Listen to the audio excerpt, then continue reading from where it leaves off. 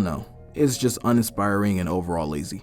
But speaking of lazy, I'm too lazy to end the video properly, but I wasn't being lazy. I just wanted Felipe to edit for me. Oh shit. Nigga move! Hey, it's me, just Jerry. The only YouTuber to make a video on the DDG drama, and quite frankly the best. But speaking of DDG, we need to cancel content groups. I know, bold statement, but really, are content groups necessary? At the end of last month, DDG announced his own group project called the Capaholics. With DDG as the group leader, he'll be doing live streams and other videos with his group, composing of Deshae Frost, Woo-Wop's dad, Ben the Don, and other people I have no care to look up. Is this nigga serious? I'm not going to regurgitate I'm not going to repeat what I said in the last video, but just know Jay Senko, who's also another content creator, is no longer cool with Daryl. With those two having a public fallout, it sort of damaged Jay's relationship with those people in the group. But look past the videos, the money, the gang members, nothing changed. And that's where problem one is. Everything I'm saying in this motherfucker is all props. This shit is not real. Just in case the police listen. People in content groups don't actually like each other. It's dead ass just for money and clicks. And I know you, the viewer, probably don't care, but you should. Let's take AMP for example. AMP has probably been the biggest content creator group since RDC World. And just like RDC, they weren't random people who seen each other at Walmart. They were actually friends, or in AMP's case, admirers of each other's craft. We've seen clips and moments between Kai and Phantom and other members talking about each other's goals and actually giving a fuck about what their brothers got going on. If Kai has a subathon, they're going to pull up and support. If Duke doesn't post, they're not going online calling him a deadbeat. Damn. Even this year, Phantom hit the brakes with content creating. But instead of doing what Daryl does, AMP didn't feel it was necessary to sneak diss or talk down on a fellow creator just because he is not currently with the program. And because I don't know how to transition into the next talking point, number 2, you cannot pay for chemistry. Chemistry.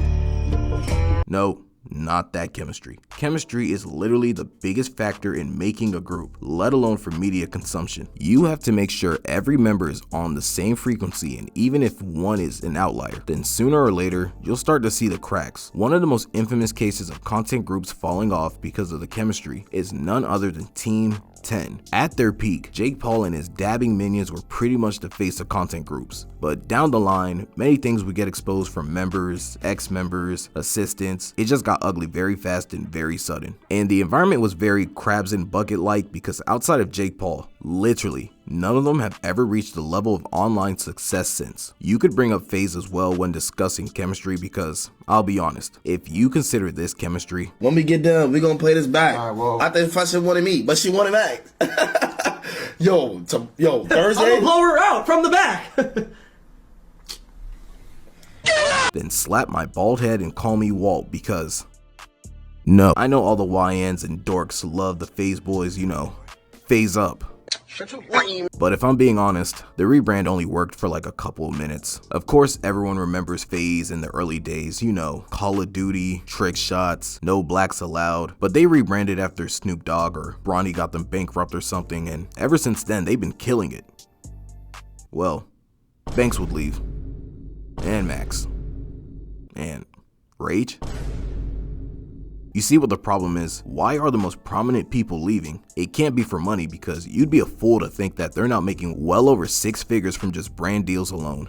Well, what is it? Well, it's actually my final reason. And no, I'm not being lazy. I just think my point has been proven. Anyways, number 3. Some people are meant to be a solo act. I know, crazy cop-out. But really think about it. If everyone's a star, then who gets to be the sun in that solar system? What I mean by that is if everyone has their own goals aligned and not towards the program, why click up? I'd understand if your family or you decide to do content with your girl, then later down the line you cheat on her and avoid paying your taxes. Damn. My bad.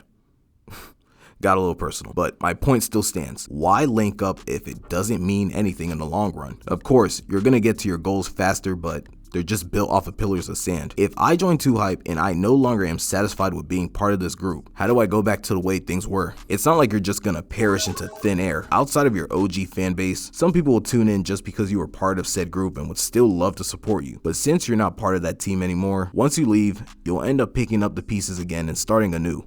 But this time, your comment section will be filled with you fell off comments.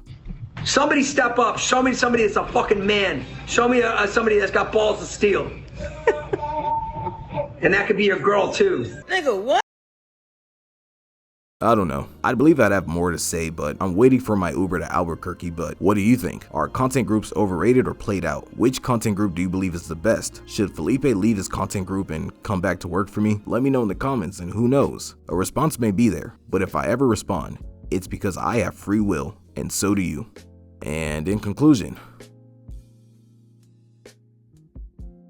the Vanoss Crew is the best content group of all time. All time. Oh, it's still recording. I don't know. 2025 was the worst year to be a rap fan. Alright, bye.